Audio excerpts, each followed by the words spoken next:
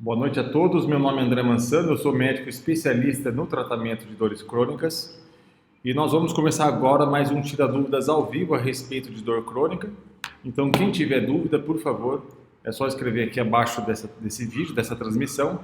Lembrando que o vídeo ficará salvo, ficará gravado na nossa página no Facebook e também no nosso canal no YouTube após o término. Então, quem tiver dúvida, por favor, já podemos começar.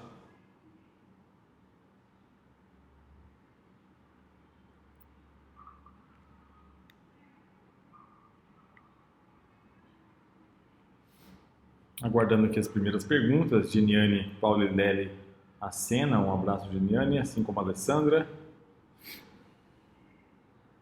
A Karina Rosa dá boa noite, Karina. Grande Diógenes Carvalho, boa noite, Diógenes.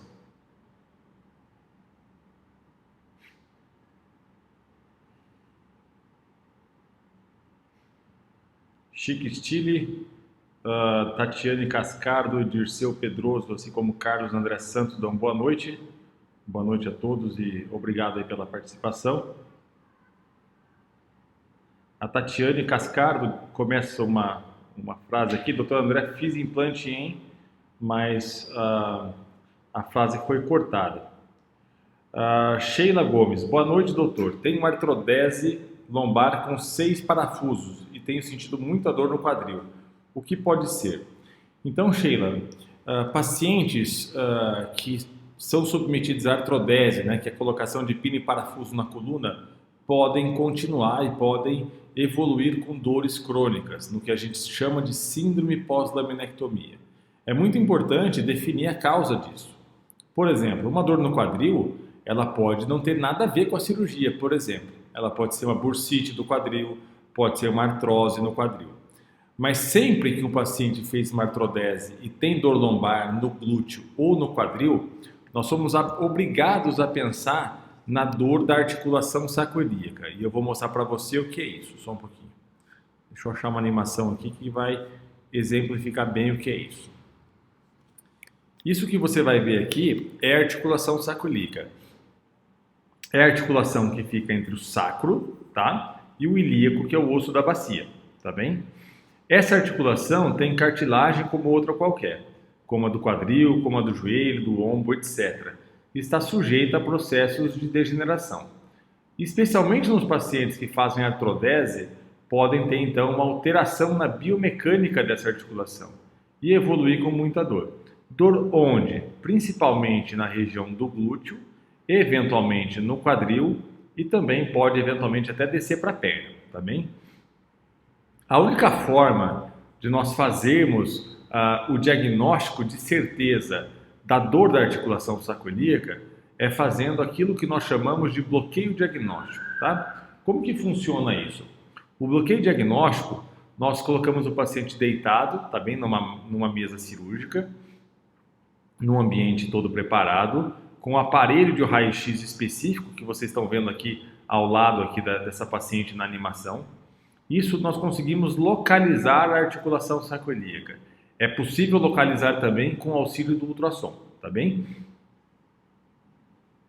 Em um procedimento feito sob sedação, tá bem? A gente faz uma anestesia local na pele e introduzimos uma agulha até o interior da articulação sacroiliaca, precisamente dentro da articulação sacroiliaca, tá?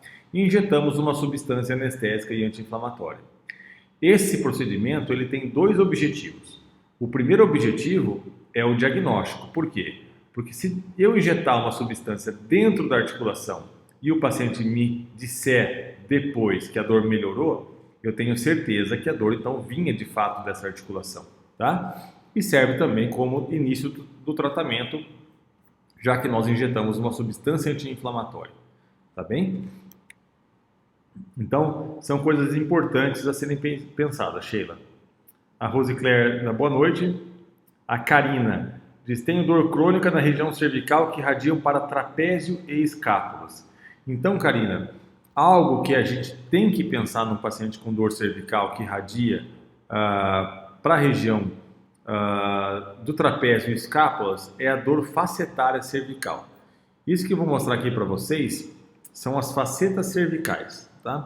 As facetas cervicais são as articulações entre as vértebras da coluna cervical, tá bem? São pequenas articulações que também têm cartilagem no seu interior. Nos pacientes que têm desgaste dessa articulação, eles podem sofrer então com dores, não só na região do pescoço, mas também na região dos ombros e eventualmente na escápula, tá bem? Da mesma forma que eu falei para Sheila, nós temos uma forma muito precisa para fazer o diagnóstico e iniciar o tratamento dessa condição, que é fazer o que nós chamamos de bloqueio facetário cervical. Funciona mais ou menos como o da sacroiliaca, claro, com a diferença que a nossa agulha vai entrar então dentro da articulação da coluna cervical, um procedimento guiado pelo raio-x ou pela ultrassonografia, tá bom? Da mesma forma, se o paciente referir melhora da dor, nós temos certeza então que a dor vinha de fato dessa articulação, tá bem?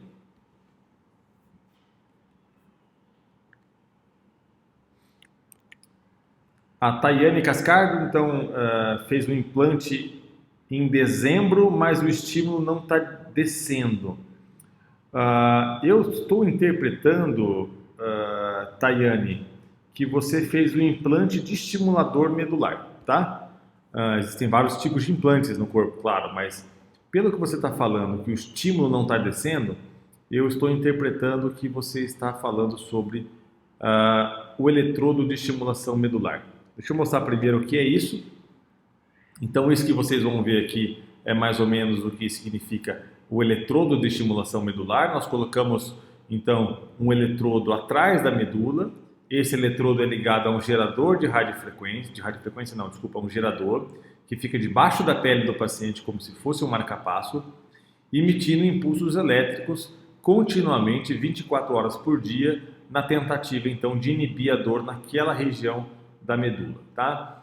Normalmente, em uma tecnologia específica, o paciente sente, então, um formigamento descendo nas pernas. É isso que eu acho que a Tayane está se referindo e que, no caso dela, não está funcionando, aparentemente.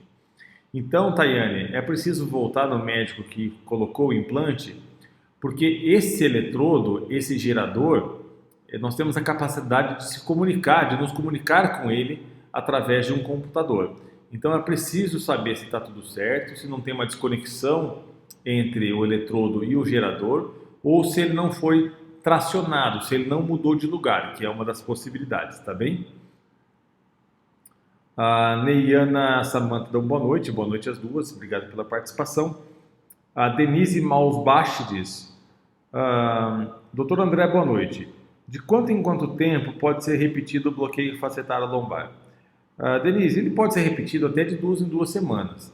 Mas normalmente, quando o paciente tem uma melhora da dor com o bloqueio, ou seja, nós definimos que as facetas lombares são de fato a causa das dores do paciente e o paciente retorna com a dor, ou seja, nós temos o diagnóstico, mas aquele bloqueio não foi o suficiente para segurar o processo doloroso, nós frequentemente não repetimos o bloqueio.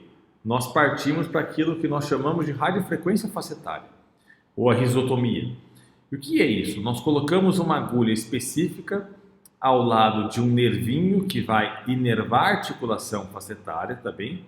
Por dentro dessa agulha nós colocamos um eletrodo, e esse eletrodo é ligado a um gerador que emite uma corrente elétrica que tem como objetivo inativar esse nervinho que inerva a articulação facetária. Por que fazemos isso? E nós fazemos isso só em pacientes que não melhoram com tratamentos mais simples. Nós fazemos isso porque a articulação em si, ela não vai voltar ao normal, tá bem? Não vai voltar ao normal. Então, nós diminuímos, na verdade, os impulsos dolorosos originados dessa articulação, tá bem? Então, pode ser repetido, mas usualmente não é a nossa conduta. A Neuvi da Ala Rosa dá boa noite Neuvi. Chique Stile pergunta, tendinite supraespinhal tem cura? Adriana é o nome dela. Adriana, tem cura sim. Então, pacientes com tendinite do músculo supraespinhal, que fica aqui no ombro, que é um músculo responsável por elevar o braço a níveis acima da cabeça, né? Então, se você for colocar, por exemplo, um quadro na parede alto, estender uma roupa, pentear o cabelo, lavar a cabeça, você acaba utilizando esse tendão, tá bem? Devem ser tratados com fisioterapia inicialmente, tá? Resolve a maioria dos casos. Nos casos onde a fisioterapia não resolve, nós podemos lançar mão de alguns procedimentos intervencionistas, digamos assim. Um deles é a terapia de ondas de choque, onde uma máquina emite impulsos que tem como objetivo acelerar a regeneração tecidual, tá bem? E outra possibilidade, eventualmente, são infiltrações guiadas por ultrassom na região desse tendão, tá bem? Mas tem cura sim. Carlos André Santos, sou enfermeiro e gostaria de entender melhor o processo da dor crônica e neuropática. Haveria possibilidade de me enviar o protocolo? Carlos, não existe um protocolo para dor crônica e para dor neuropática. Por que que não existe, Carlos? Para dor aguda é mais fácil, né? Mas para dor crônica não. Por quê? Porque depende muito do quadro clínico e da causa da dor, tá? Então não há como, por exemplo, um protocolo servir, por exemplo, por uma dor neuropática originada de um diabetes ou, por exemplo, de uma dor neuropática de um herpes zoster. Os tratamentos são diferentes, tá? É claro que existem algumas coisas em comum, né? Então nós podemos colocar na base do protocolo a determinação da causa, né? E tratar a causa, ou seja, se for neuropatia diabética, tratar o diabetes, né? O uso de alguns anticonvulsivantes também acabam sendo comuns em vários casos de dores neuropáticas. Por quê? Porque, como você sabe, os anticonvulsivantes eles têm a propriedade de estabilizar os neurônios que causam convulsão e também têm a propriedade de estabilizar neurônios que carregam informações de dor, em especial em casos de dores neuropáticas, como a neuropatia diabética, herpes zoster, neuralgia do trigêmeo em si, tá bem? A Luciana dá boa noite, Luciana. Dirceu Pedroso diz, pregabalina e metadona ajudam em dores crônicas após artrodese na coluna lombar? Podem ajudar sim, Dirceu. Agora, faça uma ressalva com relação à metadona. A metadona é um opioide primo da morfina, né? E os opioides, eles não são muito bem vistos em dores não oncológicas. É claro que a gente usa em algumas condições, mas a gente não pode banalizar o uso do opioide porque ele tem bastante efeito colateral, tá? Mas pode ajudar sim a depender de uma avaliação médica. A Magda Aparecida, boa noite, doutor. Tenho dores nas costas horríveis. Fiz cirurgias na vesícula há 3 meses, tomei 17 anestesia, só uma fez efeito, dores são horríveis. Então, Magda, você tomou as 17 anestesias para a mesma cirurgia? Isso é de fato muito acima da média, digamos assim. Usualmente uma anestesia basta, né? Então, o que nós precisamos identificar no seu caso? O que causa a dor lombar, né? Por que eu pergunto isso? Porque para se fazer a raquianestesia, o anestesista, claro, ele introduz a agulha na coluna do paciente e ele precisa perfurar alguns tecidos, entre eles alguns ligamentos eventualmente. Então, 17 anestesias, é preciso avaliar se esse ligamento não foi lesado, tá bem? Aparecida Sampeda, boa noite, boa noite. A Tayane Cascardo, que havia falado a respeito do eletrodo que não está descendo o estímulo, o médico optou por descer a placa. O senhor acha que reposicionando a placa vai ajudar? Ou melhor colocar uma maior com mais polos e combinações? Já tenho 2 artrodeses lombares. Tayane, na verdade, quanto mais polos tiver o eletrodo, seja ele percutâneo, seja ele por placa, maiores as chances de conseguirmos, então, estímulos adequados, tá bem? A Geniane Paulinéia Messias pergunta, doutor, artrose no quadril ou bursite causa dor na virilha e causa dor ao andar? Perfeito, Geniane, causa sim. Artrose no quadril causa dor na virilha e causa dor no andar. A Chiquistiri, que não lembro o nome dela agora. Só um pouquinho.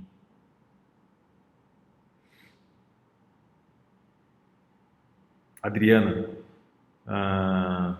me manda a mesma mensagem, já respondi então. A Marcos Rodrigues acena com olá. Olá, Marcos. Francisco Lousada Júnior. Boa noite. Tenho hérnia de disco sequestrada na L5-S1. Sinto muita dor. Me ajuda, doutor. Então, Francisco, primeiro ponto, o que é importante? As hérnias, eu não sei se eu tenho uma... Deixa eu ver uma coisa aqui, só um pouquinho.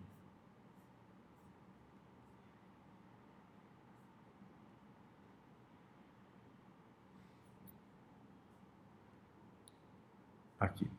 Então, isso que vocês estão vendo aqui, isso que já é uma aula para médicos, desculpa, é a divisão das hérnias, né? Então, isso que vocês estão vendo aqui nessa foto é uma hérnia protusa, então já desmistificando o conceito de pacientes que falam que tem protusão discal e não tem hérnia. Protusão discal é um tipo de hérnia. Essa é a protusa, essa que vocês estão vendo aqui é a extrusa, tá? E essa que o Francisco está dizendo que tem é a sequestrada, ou seja, a hérnia se rompeu e está aqui no canal da medula, tá bem? Qual que é a boa notícia para você, Francisco? As hérnias sequestradas, veja bem, elas têm uma altíssima possibilidade de reabsorção. Então, esse estudo mostrou que 96% das hérnias sequestradas elas são pelo menos parcialmente reabsorvidas pelo corpo espontaneamente, motivo pelo qual nós optamos pela cirurgia apenas em últimos casos. Para você ter uma ideia, quase metade das hérnias sequestradas que você está vendo aqui nesse gráfico são reabsorvidas totalmente, tá bom? Então, o que você precisa fazer? Você precisa garantir que a sua dor fique um pouquinho menor. Então, a não ser que você tenha uma perda de força muscular progressiva nos membros, aí se você tiver isso é preciso operar, o objetivo é tratar a dor. E o que nós podemos fazer para tratar a sua dor? A fisioterapia é fundamental, eu sempre bato nessa tecla, mas nós podemos fazer, por exemplo, um bloqueio, né? No bloqueio, no popular bloqueio, nós colocamos uma agulha ao lado da raiz nervosa que está sendo comprimida pela hérnia, tá bem? Nós fazemos isso guiados pelo raio-x no centro cirúrgico. Então a agulha vai lá precisamente ao redor desse nervinho, tá bom? Como vocês estão vendo aqui nessa animação. E nós injetamos então uma substância anestésica e anti-inflamatória, precisamente ao lado da raiz nervosa que está sendo comprimida por essa hérnia, digamos assim, tá? Esse é um procedimento bastante interessante. Outro procedimento, nós então navegamos um catéter por um orifício ósseo que fica acima do cóccix, vamos subindo esse catéter, navegando esse catéter, guiado pelo raio-x no centro cirúrgico, até a posição exata onde então essa hérnia está comprimindo a raiz nervosa. E conseguimos então colocar mais especificamente o medicamento numa posição ideal, tá bom? São dois procedimentos interessantes que podem garantir que você fique sem dor por um tempo até que essa hérnia seja reabsorvida, tá bom?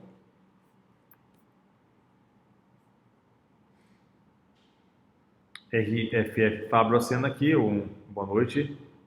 A Maria Goretti parabeniza pelos esclarecimentos, eu agradeço a participação e as palavras, Maria Goretti. Bela Lúcia e Maria Goretti também dão boa noite, boa noite. A Geniane até lamenta aqui porque meu joelho nem se fala, porque está difícil. A artrose de fato é uma doença que causa bastante sofrimento. Geniane. A Eni de Oliveira Ferreira diz: eu tenho fibromialgia, faço tratamento com psiquiatra, está certo? Eni, desde que você não faça apenas com o psiquiatra, está certo. Por quê? Porque a fibromialgia ela deve ser tratada de forma multidisciplinar. Ou seja, o paciente deve tomar alguns medicamentos que o próprio psiquiatra pode receitar, ele tem condição de receitar todo tipo de medicamento para a fibromialgia, é bem verdade. O paciente deve fazer psicoterapia, então os estudos mostram que a psicoterapia tem o mesmo poder analgésico dos medicamentos que o paciente toma. E o paciente deve fazer atividade física, esse é o tripé, digamos assim, do tratamento. Existem outras opções, como por exemplo a acupuntura. Mas está certo sim procurar um psiquiatra, acredito que está certo sim. A Thaís Pereira Pedrosa Tatá diz: boa noite, doutor. Eu já fiz 3 cirurgias de artrodese e ainda sinto muita dor. Isso que você está falando, Thaís, é muito frequente. Então, entre 10% e 40% dos pacientes que fazem artrodese, que é a cirurgia de coluna com pino e parafuso, referem dores crônicas no pós-operatório de forma mais duradoura, digamos assim, tá? É muito importante definir a causa disso, porque as causas variam desde uma sobrecarga na articulação sacroiliaca até a ocorrência de novas degenerações na coluna ou eventualmente a formação de fibrose peridural. O que é fibrose peridural? É a formação de cicatrizes, entre aspas, nas regiões dos nervos da coluna, porque onde se corta a pele se forma cicatriz, onde o cirurgião manipula na coluna, que é o espaço peridural, pode se formar cicatrizes também que nós chamamos de fibrose. A Branca, boa noite Branca. Sheila agradece, eu que agradeço.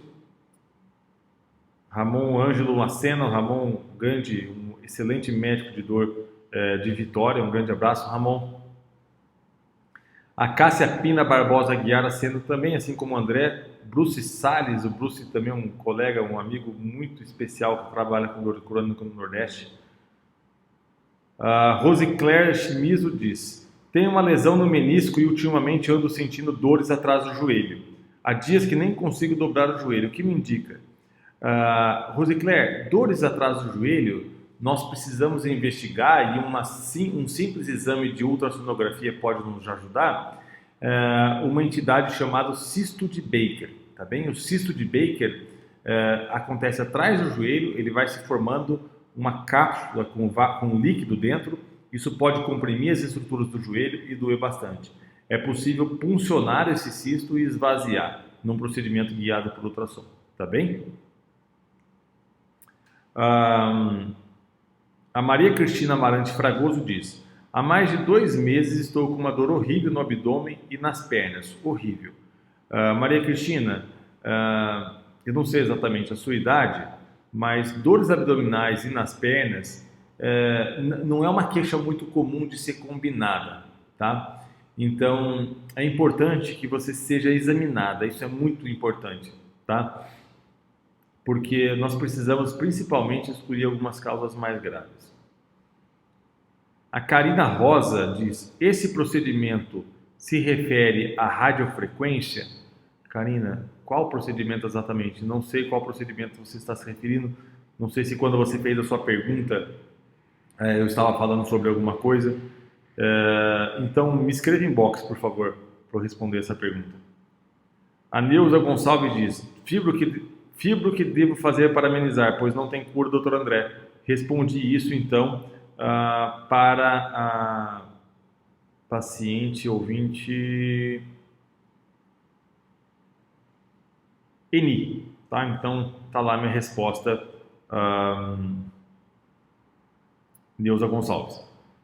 Anabel Silva Neves: boa noite, tenho dores horríveis nos ombros e pescoço há 4 meses, contínuas. Anabel, são principalmente 2 coisas assim especiais que nós precisamos investigar. Uma é a dor da bursite, mais até, vamos falar de mais coisas. Uma é a artrose do ombro, óbvio, uma é a bursite do ombro e outra é a artrose das articulações entre as vértebras cervicais, tá bem? A Cristina Souza diz: eu tenho fibromialgia, agora estou sentindo dores no braço. Só passa a dor com medicamento. É a pior dor que conheço. Então, Cristina, o que é importante também? A fibromialgia é uma doença que acaba causando dores pelo corpo todo, tá? Todo mundo sabe disso. Mas nem toda dor que o paciente sente vem da fibromialgia. Por exemplo, você tem uma dor no braço. Hérnias de disco no pescoço podem causar dor no braço. Pacientes com fibromialgia podem ter hérnia de disco também. Então, mesmo que você já tenha fibromialgia sua conhecida, é importante investigar se essa dor não vem de outra fonte, como, por exemplo, uma hérnia de disco, tá bem? A Lourdes Oliveira, não sei se foi a mesma que perguntou. Deixa eu ver uma coisa aqui só um pouquinho. Não foi a Rosicler. A Lourdes faz uma pergunta semelhante à da Rosicler, né? Que a Lourdes diz que tem uma dor na parte de trás do joelho. E uma das possibilidades, que é o que você pergunta, Lourdes, é a formação de um cisto. É cientificamente chamado de cisto de Baker, tá bem? A Luzia Belmira Cardoso Moragas diz: tenho nevralgia dos trigêmeos. Acabei de sair de uma crise. É o frio? Desta vez me pegou muito o ouvido. Por que o nervo dos trigêmeos não aparece nos exames de imagem? Luzia, pergunta muito importante mesmo. Então, primeiro, vamos mostrar aqui o que é um nervo trigêmeo e por que ele recebe este nome.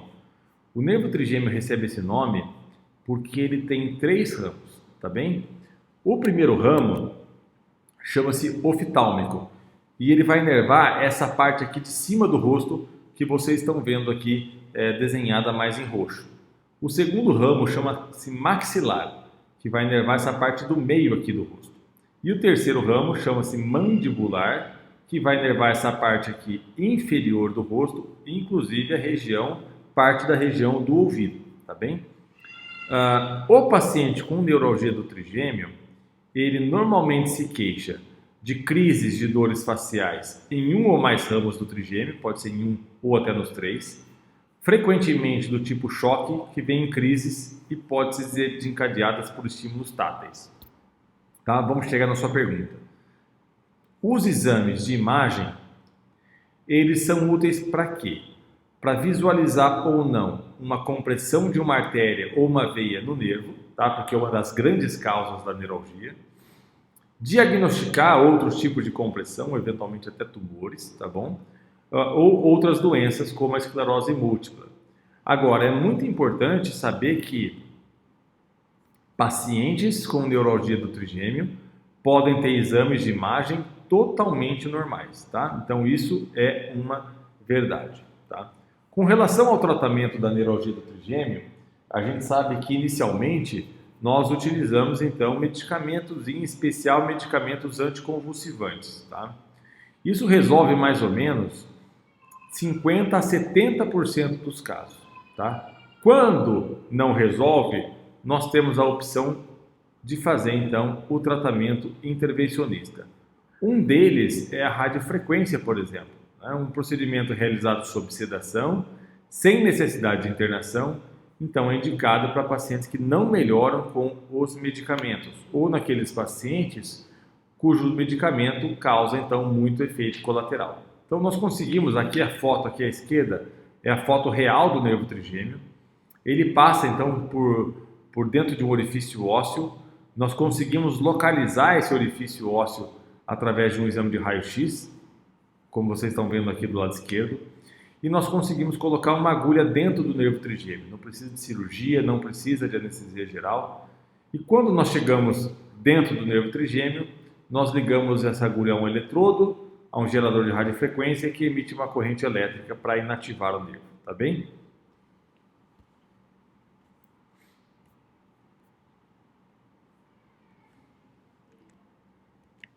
A Cleusa Roque Pereira: tenho dores diárias, espondilose e uma dor que pega na lombar e desce até o calcanhar. A Cleusa, uma das causas mais comuns de dores lombares que descem até o calcanhar é a popular hérnia de disco, tá? Então isso que vocês estão vendo aqui é o disco intervertebral, tá? Ele pode degenerar à medida que a idade vai passando, à medida que vai tendo sobrecarga aqui no disco intervertebral, e ele pode vir um pouquinho para trás aqui, comprimindo essa raiz nervosa. E essa raiz nervosa, ela sai da coluna e vai até o pé. Por isso que o paciente pode, então, sentir dores não só na coluna, como também descendo até o pé. Tá bem, Creuza?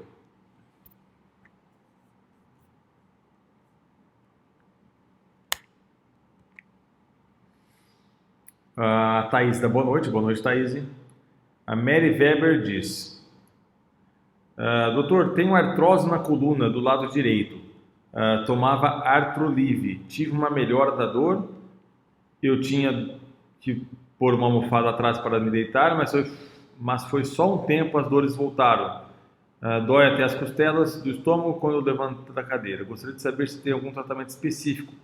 Tenho também artrose no joelho e desgaste. Fisioterapia não resolveu.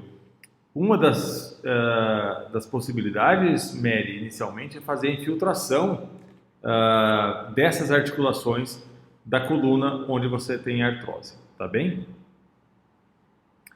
A Meire Alves diz, eu não fiz cirurgia, mas sinto muita dor na lombar irradiando para as pernas, perna esquerda. Tenho 2 hérnias de disco, tem dias que não estou aguentando de dor. Fui ao médico, estou de repouso, mas não estou sentindo melhoras do que fazer. Mais importante que o repouso, Meire, é a fisioterapia. Então engana-se o paciente que acha que o repouso é a melhor solução para a hernia de disco. A melhor solução é a fisioterapia. Quando isso não resolve, nós então optamos pelos procedimentos que eu citei aqui. A Karine Rosa diz, isso, eu passei por esse procedimento de risotomia. Risotomia é um termo genérico que a gente usa para radiofrequência, Karina. A risotomia pode ser das facetas, pode ser do trigêmeo, pode ser eventualmente de algum outro nervo. Então é importante saber para que tipo de risotomia você foi submetido. Elisete Barros. Doutor, tenho dores no joelho cervical que exala para o pescoço que não sara. Já fiz vários tratamentos de fisioterapia e remédios. O que poderia fazer? Para dor no joelho, Elisete, nós podemos fazer o que é mais simples, além do fortalecimento e de exercícios físicos, que isso é muito importante, a infiltração de substâncias lubrificantes no joelho. Nós chamamos essa substância de ácido hialurônico. É uma substância que já é contida no joelho e está diminuída em processos de artrose. Outra possibilidade é a radiofrequência do joelho, é inativar os nervinhos do joelho, tá bem? E por fim, no tratamento mais agressivo e mais consagrado é a cirurgia da troca da prótese do joelho. Na região cervical, nós também podemos, obviamente que a gente não pode trocar as articulações da coluna cervical, mas nós podemos fazer então as infiltrações nessas articulações. A Claudiceia Tostes diz, boa noite, doutor, eu fiz ressonância e tomografia, mais raio-x, constatou que eu tenho artrose na C1 e C2, e na C4, C5, C5, C6, etc. Então, Claudiceia, o que eu percebo é que você está lendo um laudo de tomografia, e nem sempre as alterações vistas na tomografia ou na ressonância são causa de dor. Então nós sabemos isso, isso vem de dados de estudos científicos que mostram então que vários pacientes sem dor nenhuma têm dores na coluna cervical, têm dores na coluna lombar, tem alterações na coluna cervical, como essas artroses que você falou. Então, pacientes sem dor podem ter alterações na coluna cervical. Então isso quer dizer que nem sempre a alteração que você vê na raio-x, na tomografia ou na ressonância é causa da sua dor, tá bem? Arnaíde Alves diz, dor no quadril, qual exame faz para saber se é artrose? A artrose é detectada em exames como raio-x, tomografia e ressonância, Arnaíde. A Magali diz que ama minhas explicações, muito obrigado, Magali. A Adriana Daniel diz, boa noite, eu tenho muitas dores na região lombar, na parte de baixo, o que pode ser feito? Inicialmente, Adriana, sem sombra de dúvidas, o que pode ser feito é um diagnóstico, tá? É saber o que está causando essas dores, tá? Quanto tempo essas dores estão ocorrendo, quais são as características dessa dor, como que você se comporta durante o exame físico. O exame físico no paciente com dor lombar é muito, muito, muito importante, mais do que os exames de imagem, tá? Então, esse é o fundamental, é diagnóstico, Adriana, saber o que está causando as dores. Com o diagnóstico em mãos, nós conseguimos então um tratamento mais específico. Para fazer diagnóstico, não tenha dúvidas, é preciso ser examinada por um médico da sua confiança. A Elisete Barros diz, doutor, boa noite, tenho muita dor no joelho e informou que perdi cartilagem, fiz tratamento e nada de melhor. O que me indicaria? Além da fisioterapia com fortalecimento da musculatura que sustenta o joelho, Elisete, aquilo que eu falei para alguma ouvinte aqui mais para trás, que são as infiltrações do joelho ou eventualmente a radiofrequência. Em pacientes mais idosos e com uma artrose muito grave, a cirurgia pode ser necessária, tá bem? A Denise Malsbach agradece, eu agradeço a participação. Malida, boa noite. A Cleusa Oliveira diz: tenho muita dor muscular, não aguento nem tirar a blusa. Cleusa, dores musculares nesse sentido de não aguentar nem tirar a blusa, é preciso investigar a causa. Por exemplo, alguns medicamentos para colesterol podem causar dores musculares intensas, no que nós chamamos de miosite, tá bem? A Nádia pergunta sobre fibromialgia, eu respondi essa pergunta. Nádia, é só recorrer aqui ao vídeo. A Terezinha Rocha diz que a filha dela tem dores no joelho e nas costas, muito fortes. Então, Terezinha, dores no joelho, elas podem decorrer da artrose do joelho, que é a perda da cartilagem, ou diminuição da cartilagem do joelho, lesões no menisco, lesões de ligamentos, alguns problemas nos tendões do joelho, tá? Então é importante examinar, eventualmente fazer um ultrassom. Alguns pacientes precisam até de ressonância, mas é a minoria dos pacientes, tá bom? A Tatiana agradece, a Aixe e a Sena aqui. A Ana Mara Pereira diz que tem dor no joelho quando faz esforço. Então você provavelmente ouviu as explicações que eu dei anteriormente. Então percebam como as dores nos joelhos são frequentes, tá bem?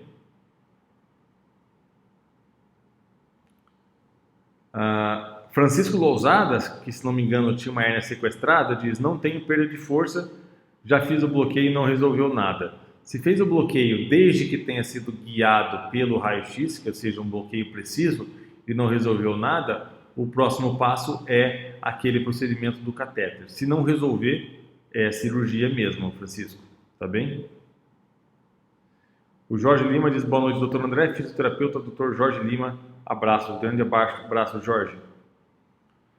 A Ana Esther Gomes Rodrigues diz: boa noite, doutor, tenho hérnia de disco, minha perna dói muito agora.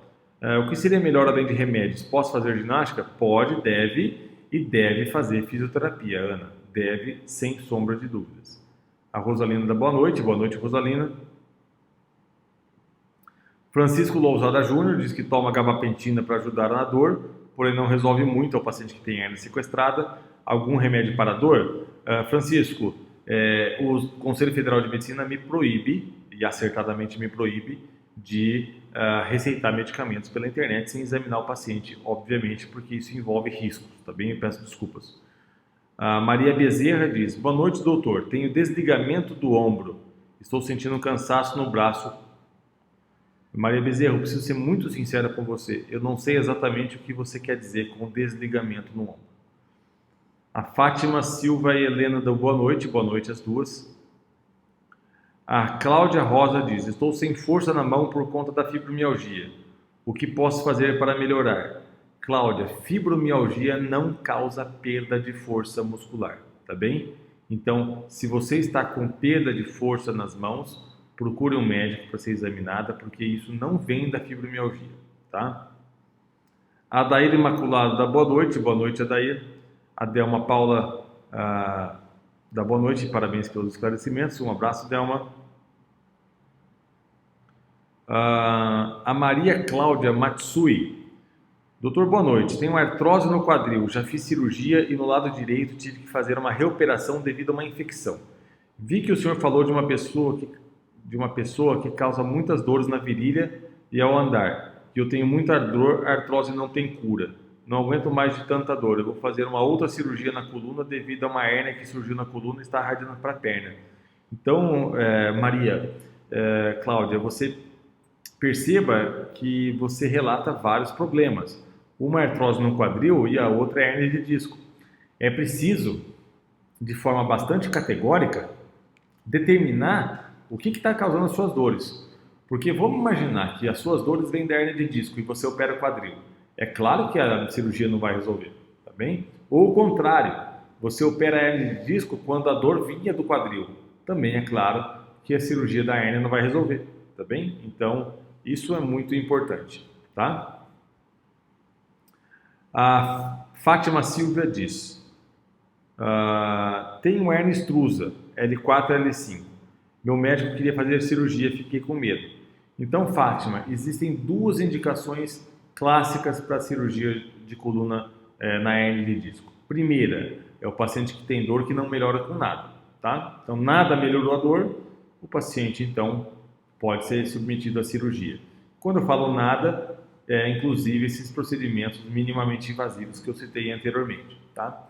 Ou quando a hérnia é suficientemente grande para causar algum prejuízo, como, por exemplo, uma diminuição da força muscular importante dos membros ou até uma perda de controle na urina. Aí o paciente tem que operar mesmo, tá bem?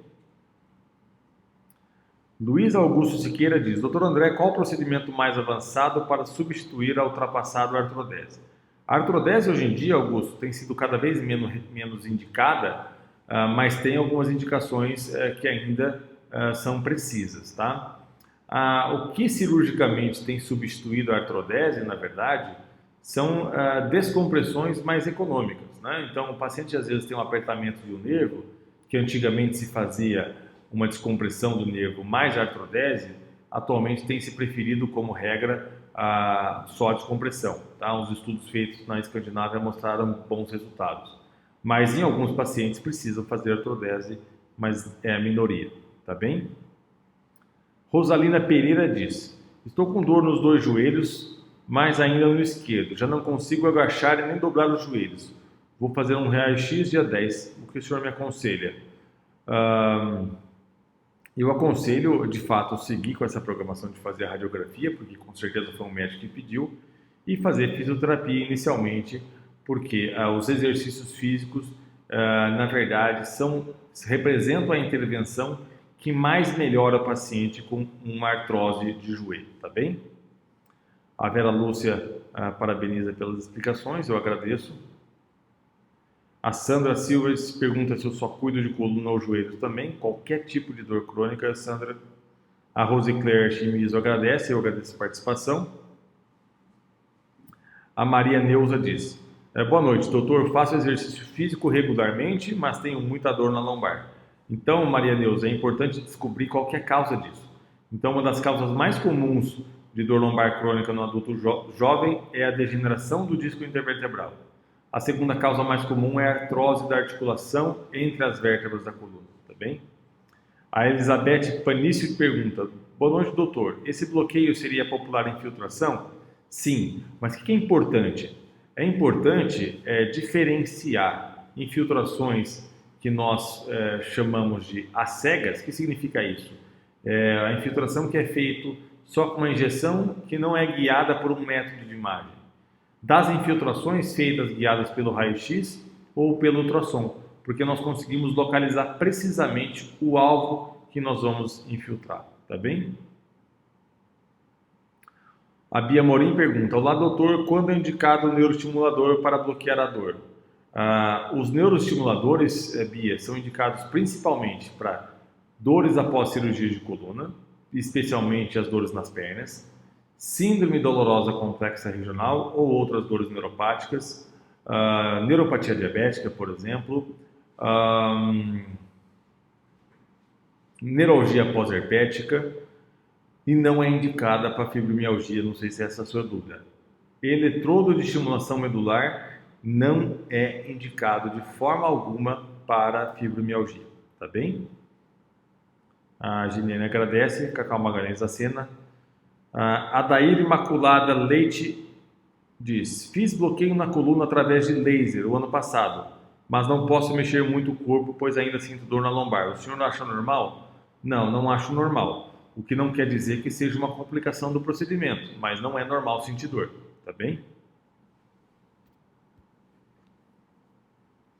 Então nós chegamos aqui mais uma vez ao fim de um Tira Dúvidas ao vivo a respeito de dor crônica, que vai ao ar aí toda quinta-feira, das 8h30 às 9h15. Eu peço desculpa que eu não consigo responder a todas as perguntas, mas eu respondo então na ordem com a qual elas chegam para mim. Aqueles que não tiveram as suas perguntas respondidas, eu sugiro que encaminhe as perguntas em box, tá bem?